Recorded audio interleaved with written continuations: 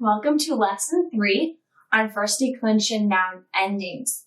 So far you've learned about the 5 common Latin noun cases and the 5 Latin noun declensions. And just to review, that a declension is a group of nouns that contains a particular set of endings. So right now we're just focusing on the first declension, and today we'll actually be learning what those endings are for first declension nouns. So the endings of a certain noun depend on that noun's role in the sentence.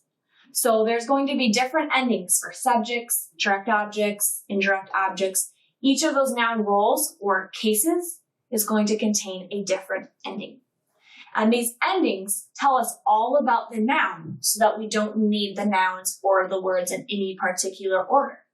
So we're going to decline a noun. Well, we actually have a noun declined right here, the word terra.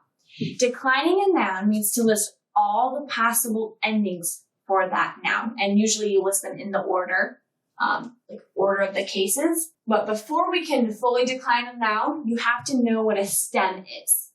So the stem is the part of the word that does not change even when you add endings to it. The endings correspond to the cases that you learned. So for each case, remember this would be like the subject or the possessive. There's a different ending. So we have I, I,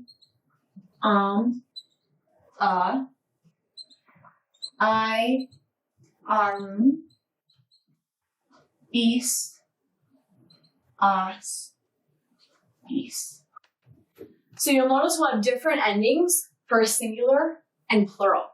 Now, just like in English, oftentimes we add the letter S to the end of a word to signify that it's plural. So if we have the word dog, that would be singular, but if we had an S, dogs, now that would be plural, meaning that there's more than one dog. So same in Latin, we're going to have a different ending, a different form of the word when we're distinguishing between singular and plural. So singular is just one, plural is more than one. And you'll also see our cases correspond to the ending, and then we have the meaning. So for like the subject, it would just be the forest or a forest. When we get to genitive, oftentimes you have to supply some of these words because they're contained in the meaning of that ending and that word. So oftentimes there isn't a word for the word of if it's in genitive. So you would have to add that when it's in the genitive form. Same with dative, you have to, when you're translating, oftentimes add the word to. With the object of the preposition, oftentimes you have an actual preposition that you'll translate. So these aren't always supplied from the word itself. But generally speaking, when you see a word in one of these cases and there isn't an extra word in the sentence, you get to add that word itself to help bring understanding to that sentence. So these 10 endings are the same for all nouns in the first declension. So for all those words, your vocabulary words that you learned so far, these are going to be the endings for them. Now, how do we know if a noun is in the first declension? We know a noun is in the first declension by the genitive singular ending if it's I, if it's the AE. So, if the genitive singular ending is I, is AE, it's in the first declension. So if you go back to your vocab list, the first words we have like gloria, gloriae. When that second word, gloriae, when all of those second words end in AE, that's how we know they're in the first declension.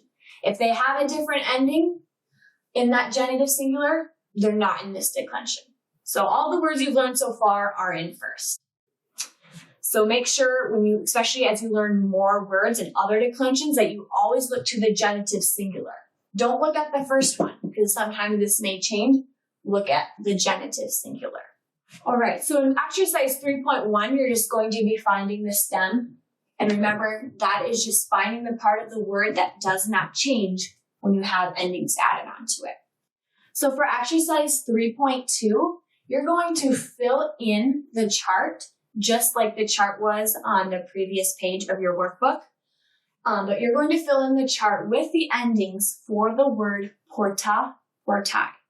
So to begin, you'd write the porta, and then you'd write portai, and list all the endings. For this one, this is going to be portai, because this is our first plural ending.